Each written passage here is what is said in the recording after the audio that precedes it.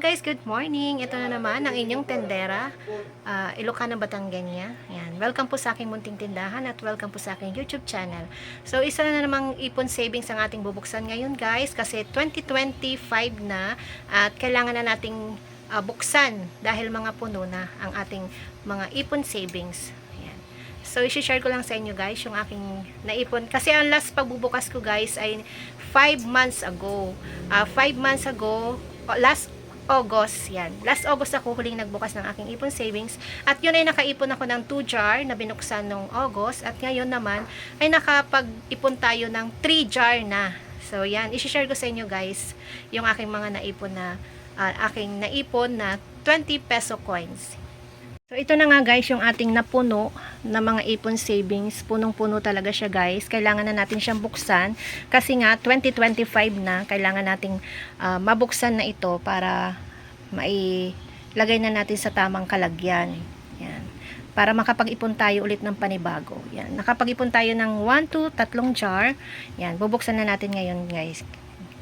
Ito lahat ay ipon savings. Yan. Yan, bubuksan na natin guys at titingnan natin kung magkano kaya itong 3 jar na 20 peso coins. Isa-isang jar muna. Wala. Ano mo?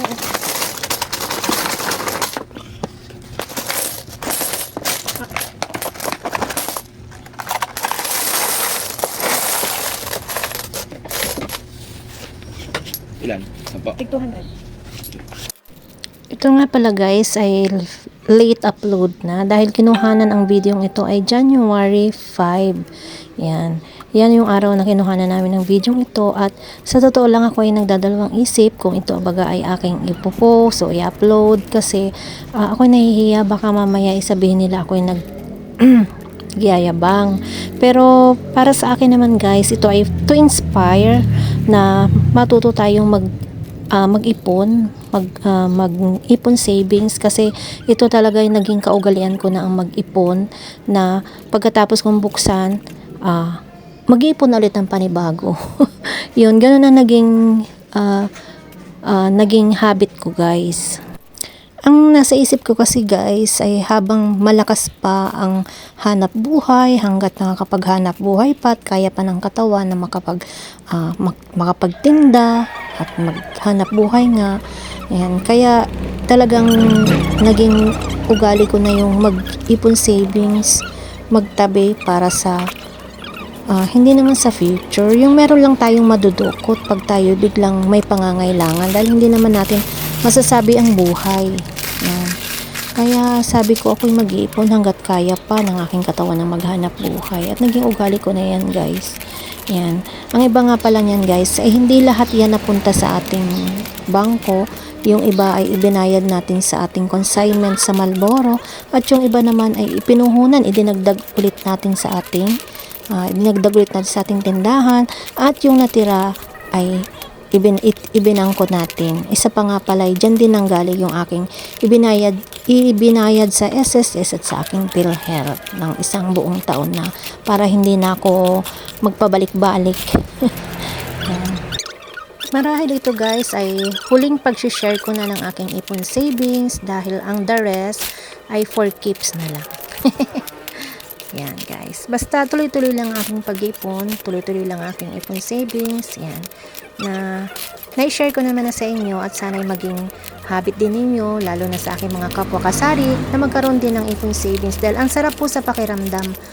Ang sarap sa pakiramdam na pagkatapos mo mabilang yung ipon ay ganun na pala kalaki. At kaya naman ako'y lalong nai-inspire at lalo akong nagsisikap na mag-ipon savings dahil ang sarap sa feeling talaga na meron kang ipon savings.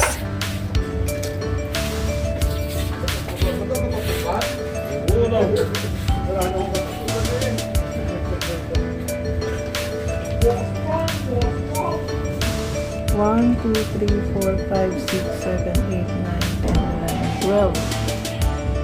1, 2, 3, 4, 5, 6, 7, 8, 9, 10, 11, 12, 13, 14, 15, 16, 17. Yung padalawang jar guys ay nakaipon tayo ng 17,000 sa pangalawang jar. Yung unang jar ay 12,000 at ang pangalawang jar ay 17,000. So, ngayon bubuksan ko naman yung ating pantatlong jar. Yan, mas konti lang to, mas maliit lang to kaysa compare dun sa dalawa. So, bubuksan na rin natin to guys. Lahat ng aking jar ay may nakalagay guys na ipon savings. Ipon savings. Yan. So, ito naman ngayon ang ating bubuksan.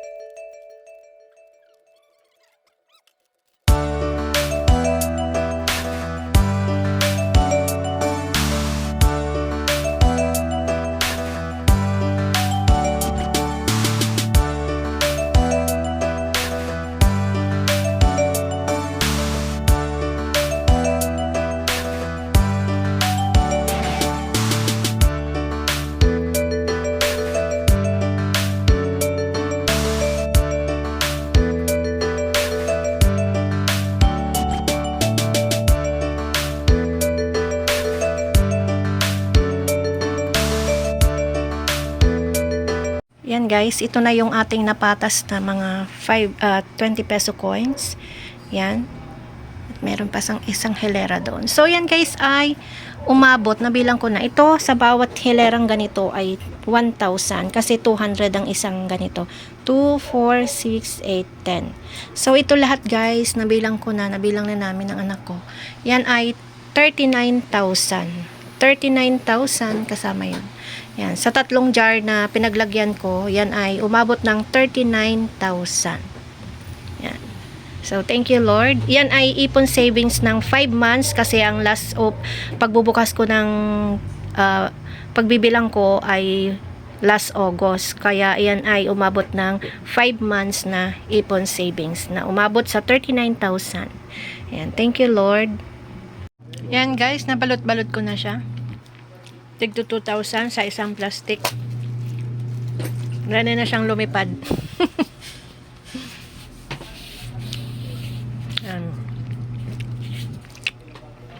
So yun guys, another ipon savings na naman. 5 months ang nakalipas at eto nga, nagbukas na naman tayo. Sarap lang sa pakiramdam na yung feeling na ikaw ay nagbibilang at nakaka-excite kung magkano kaya yung naipon ko. Yun, ganun ang feeling lagi. Tuwing ako'y magbibilang ng aking mga naipon.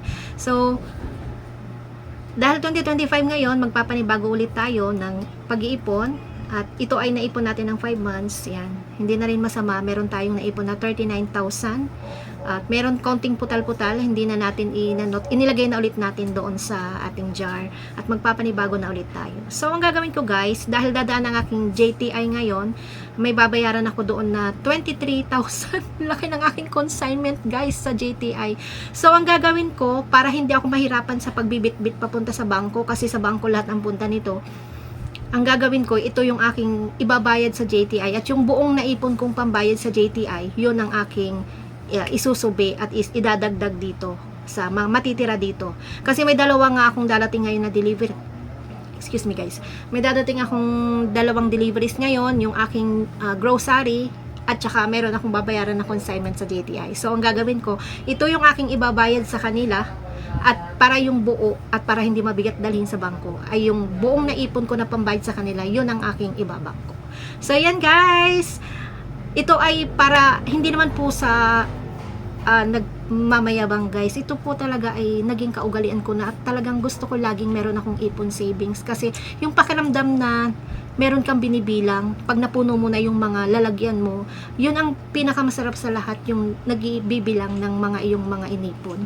So yan guys, at saka ito din yung paraan ko para makapag savings nga tayo. So yan guys, share ko lang sa ating mga kasari dyan. Yan, wag po tayong manawa na mag-ipon dahil ang sarap po sa pakiramdam na ikaw ay may inipon at binibilang na ipon savings.